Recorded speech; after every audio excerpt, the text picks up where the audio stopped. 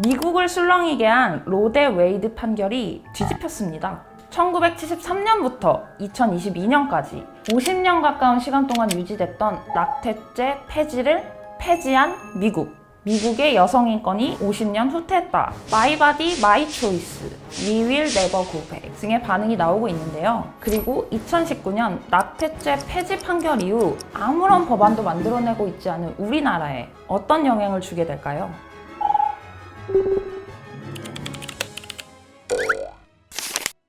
성적 권리와 재생산 정의를 위한 센터 쉐어에서 활동하는 나영입니다. 네, 저는 여성정책연구원 김정혜입니다.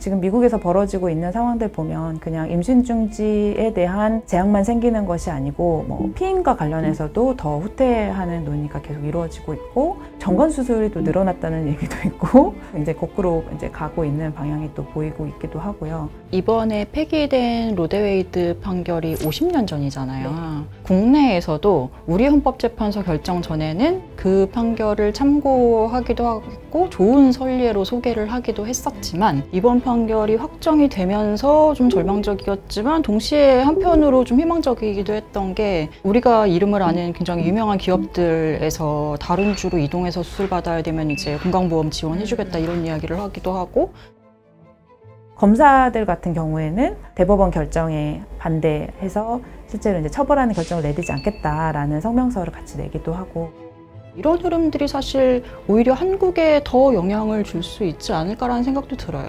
굉장히 보수적인 흐름만 있는 건 아니다. 대부분의 여성들이 병원에 찾아가면 병원에서는 아직 명확하게 정해진 것이 없고 우리는 참고할 수 있는 기준이 없기 때문에 라고 얘기를 하는데 정해진 게 없는 게 아니라 정해진 거예요. 2021년 1월 1일부터 한국은 임신 중지가 비범죄화된 국가입니다. 그게 정해진 거예요. 지금 비범죄화가 됐다는 것에 대해서 생각보다 체감도가 낮은데요. 다른 상황들이 별로 변화한 게 없는 것 같으니까 당연히 그럴 수 있다고 생각해요. 근데 이거는 굉장히 큰 변화거든요. 어떻게 다시 후퇴하면 어떡하지? 라는 불안보다는 오히려 우리는 조금 더 자신감을 가지고 전례가 별로 없는 일이거든요. 완전히 비범죄화된 상태에서 제도를 통해서 이제 새로운 진전을 만들어가는 건 지금까지 캐나다 말고 별로 없었어요.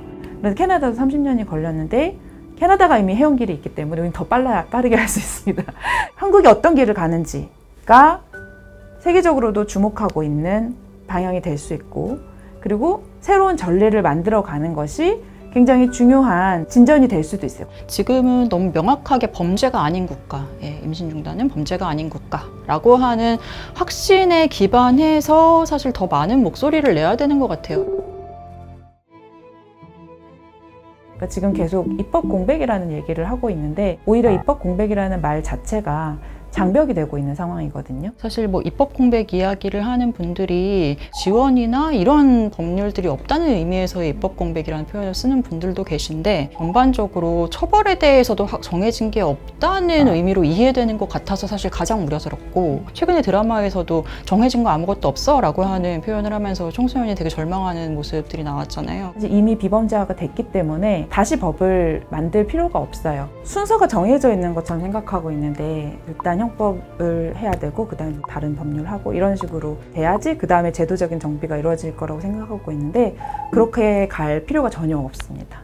앞으로 입법이 돼야 되니까 우리는 뭐 할 수 있는 게 없고 이런 식으로 자꾸 책임을 방기하는 방식으로 진행을 한다는 거죠. 형법에서도 낙태죄 장이 살아있죠. 그래서 이거를 그러니까 입법적으로 삭제할 필요는 있어요. 그게 더 깔끔해지긴 하고요. 모자보건법 같은 경우에도 그 인공임신 중절의 허용 사유, 허용 한계라고 하는 조항이 지금 혼란을 주는 데 기여하고 있기 때문에 지울 필요는 있지만 지우지 않는다고 해서 이 조항이 불법의 근거가 되는 것은 아니다. 저는 요거는 되게 정확하게 좀 전달이 됐으면 좋겠는데 지금은 여튼 임신 중단은 더 이상 처벌받지 않는 행위 여성과 의사에 대해서만큼은 완전히 비범죄화됐고 어떠한 사유도 입증할 필요가 없고 그리고 심지어는 임신 기간에 대한 제한도 전혀 없는 상황이에요. 법으로 했을 때 더 이렇게 단단하게 뭔가를 할 수 있는 기반이 되는 것이 법이기는 하지만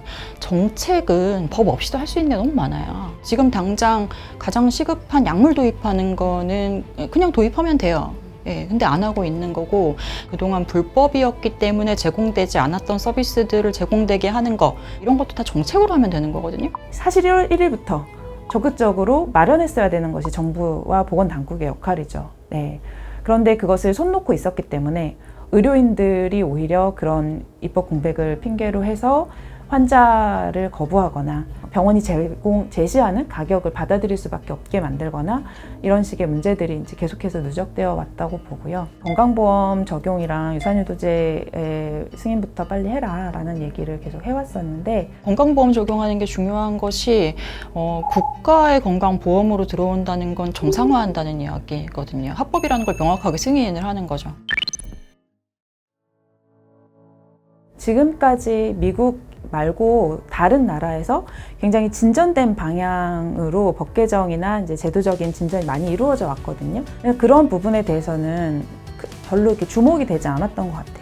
세계보건기구든 아니면 국제적인 다른 기구들은 임신 중단을 줄이는 것보다 원치 않는 임신을 줄이는 방식으로 해야 되는 것이고 안전한 인공임신 중절의 비율을 늘리는 방식으로 정책을 세워야 한다는 이야기를 하고 있고 이런 식으로 이제 좀 더 진전된 방향으로 가기 위한 노력들이 계속되고 있고 WHO나 세계산부인과 학회도 올해 전면적인 비범죄화가 필요하다라는 권고를 낼 정도로 이미 이제 그런 방향으로 대세가 많이 가고 있는데 이런 부분에 대해서는 이제 여러 번 말씀을 드려도 언론에서 별로 이제 주목이 되지 않고 그렇다면은 결국 국가가 해야 될 일은 임신 중지가 필요한 상황에서 안전하게 임신 중지 시술을 받고 건강을 잘 유지해서 그 다음 다음 삶을 또 잘 이어갈 수 있도록 하는 것. 이제는 더 이상 처벌로서 이것을 해결하려고 하는 것이 아니라 어떻게 하면 다른 권리들을 보장함으로써 낳을 권리와 낳지 않을 권리 그리고 잘 살아갈 권리